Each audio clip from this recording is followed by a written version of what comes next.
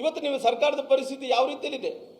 ಇವತ್ತು ನಿಮ್ಮ ಸರ್ಕಾರ ಅನ್ನೋಂಥದ್ದು ICU ಸ್ಥಿತಿಯಲ್ಲಿದೆ. ICU ಸ್ಥಿತಿಯಲ್ಲಿ ಒಂದು ಸಾರಿ ಈ ಸರ್ಕಾರಕ್ಕೆ ಏನೇನು ಅಕಸ್ಮಿತವಾಗಿ ICU ಅನ್ನೋದಂತ ಬಂದಾದ್ರಿಗಿನ ಈ ಸರ್ಕಾರದ ಕತೆ ಮುಗಿದೋಯ್ತು.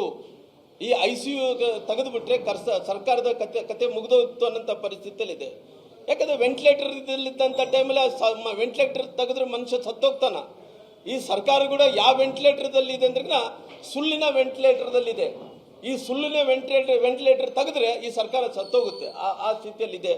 ಹಂಗಾಗಿ ಪ್ರಧಾನಿ ಮೇಲೆ ಇವತ್ತು ಇಲ್ಲದ ಸಲ್ಲದ ಆರೋಪಣೆಗಳು ಮಾಡೋದು, ಇವತ್ತು ಅಹಿಂದ ಹೇಳ್ಕೊಂಡು ಅವರ ಬೆಳೆ ಬೆಳೆಸ್ಕೊಳ್ಳೋ ಸಲುವಾಗಿ ಮುಖ್ಯಮಂತ್ರಿ ಆಗೋ ಸಲ ಎಲ್ಲ ಅಹಿಂದಗಳೆಲ್ಲ ಕೂಡ ಜಾತಿಗಳೆಲ್ಲ ಕೂಡ ನನ್ನ ಜೊತೆಲಿ ಬರಲಿ ಅನ್ನೋಂಥದ್ದು.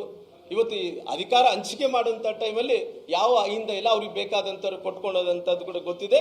ಇವತ್ತು ಮುಖ್ಯಮಂತ್ರಿಗಳು ಪ್ರಧಾನಮಂತ್ರಿಗಳ ಮೇಲೆ ಏನು ಆರೋಪಣೆ ಮಾಡ್ತಾ ಇದ್ದಾರೋ, ಪ್ರಧಾನಮಂತ್ರಿಗಳು ಕರೆದಂಥ ನೀತಿ ಆಯೋಗದ ಸಭೆಗೆ ಚಕ್ಕರ್ ಹೊಡಿತಾರೆ. ನೆನಪಿರಲಿ, ಪ್ರಧಾನಮಂತ್ರಿಗಳು ಕರೆದಂಥ ನೀತಿ ಆಯೋಗಕ್ಕೆ ಸಭೆಗಳನ್ನು ಕರೆದರೆ ಚಕ್ಕರ್ ನೋಡಿ ಅಂತ ಕೆಲಸ ಮಾಡ್ತಾನೆ.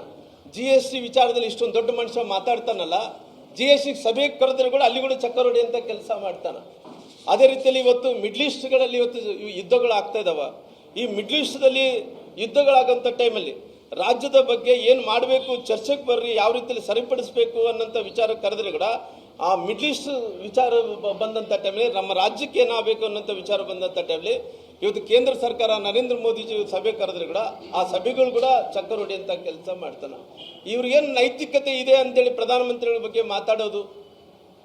ಹಂಗಾಗಿ ಈ ರಾಜ್ಯದಲ್ಲಿ ಇವತ್ತು ಕಾಂಗ್ರೆಸ್ ಸರ್ಕಾರ ಸಂಪೂರ್ಣವಾಗಿ ದಿವಾಳಿಯತ್ತೋಗಿದೆ. ನಮಗೆ 100ಕ್ಕೆ 100% ಇವತ್ತು ಏನು ದಾವಣಗೆರೆ ಸೌತ್ ದಕ್ಷಿಣ ಈ ಭಾರತೀಯ ಜನತಾ ಪಾರ್ಟಿ ಅಭ್ಯರ್ಥಿ ಆದಂಥ ಶ್ರೀನಿವಾಸ್ ದಾಸಕೇರಪ್ಪ ಕರೇಪ್ಪನವರು 100ಕ್ಕೆ 100% ಗೆಲ್ಲಿತಾರಂತ ವಿಶ್ವಾಸ ಇದೆ. ಎಲ್ಲ ಅಹಿಂದ ಸಮುದಾಯಗಳು, ಹಿಂದುಳಿದಂಥ ಸಮುದಾಯಗಳು, ಮುಂದುವರೆದಂಥ ಸಮುದಾಯಗಳು ಎಲ್ಲ ಕೂಡ ಇವತ್ತು BJPಗೆ ಮತ ಕೊಡಬೇಕು. 2 ಉಪಚುನಾವಣೆಗಳಲ್ಲಿ BJP ಅಭ್ಯರ್ಥಿನ ಗೆಲ್ಲಿಸ್ಬೇಕನ್ನಂತ ಅದು ಗಟ್ಟಿಯಾದಂಥ ಸಂಕಲ್ಪ ಮಾಡಿರೋ ಕಾರಣ ನಮಗೆ ವಿಶ್ವಾಸ ಇದೆ. ನಮ್ಮ ಎಲ್ಲ ನಾಯಕರು ಒಟ್ಟಾರೆಯಾಗಿ ಕೆಲಸವನ್ನು ಕೂಡ ಮಾಡ್ತಾ ಇದ್ವಿ. ಈ ಬಾರಿ ಭಾರತೀಯ ಜನತಾ ಪಾರ್ಟಿ ಗೆಲುವಾಗುತ್ತೆ, ಕಾಂಗ್ರೆಸ್ ಪಾರ್ಟಿಯ ಸೋಲಾಗುತ್ತೆ.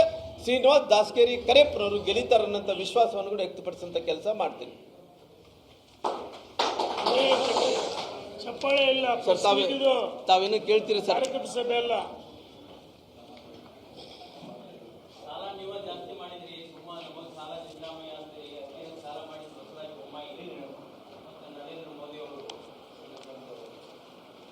ನೋಡ್ರಿ, ಯಾವ ಇತಿಹಾಸವನ್ನು ನಾವು ತೆಗೆದು ನೋಡಿದ್ರೆ ಒಬ್ಬೊಬ್ಬರ ತಲೆ ಮೇಲೆ ಅಂದರೆ ನೀವೇನು ಇವತ್ತು ಇಲ್ಲೆಲ್ಲರೂ ನಾವೇನು ಕುಂತೀವೋ, ಯಾರು ನಮ್ಮ ಹುಟ್ಟಂಥ ಮಕ್ಕಳ ಮೇಲೆ ಕೂಡ ಅಂದರೆ ಹುಟ್ಟಂಥ ಮಕ್ಕಳ ಮೇಲೆ ಕೂಡ ಯಾವುದೇ ಜಾತಿ ವ್ಯಕ್ತಿಗಳಾಗಿರ್ಬೋದು, ಯಾವುದೇ ಪಕ್ಷದ ನಾಯಕರಾಗಿರ್ಬೋದು, ಹುಟ್ಟಂಥ ಮಕ್ಕಳ ಮೇಲೆ ಕೂಡ 1.5 ಲಕ್ಷ ಸಾಲವನ್ನು ಹೊರಿಸಿದ್ದಾರೆ.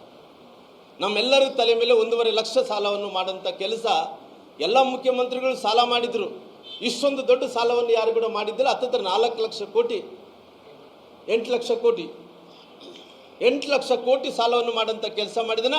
ಎಲ್ಲರೂ ಕೂಡ 1.5 ಲಕ್ಷ ರೂಪಾಯಿ ಸಾಲವನ್ನು ತಲೆ ಮೇಲೆ ಹಾಕೋ ತಲೆ ಮೇಲೆ ಹೊರಿಸೋಂಥ ಕೆಲಸ ಈ ರಾಜ್ಯದ ಮುಖ್ಯಮಂತ್ರಿಗಳು ಇತಿಹಾಸದಲ್ಲಿ ಇಂಥ ಮುಖ್ಯಮಂತ್ರಿಗಳು ಯಾರು ಕಂಡರಿಯದ ರೀತಿಯಲ್ಲಿ ಸಾಲವನ್ನು ಮಾಡೋಂಥ ಕೆಲಸ ಮಾಡಿದ್ದಾನೆ.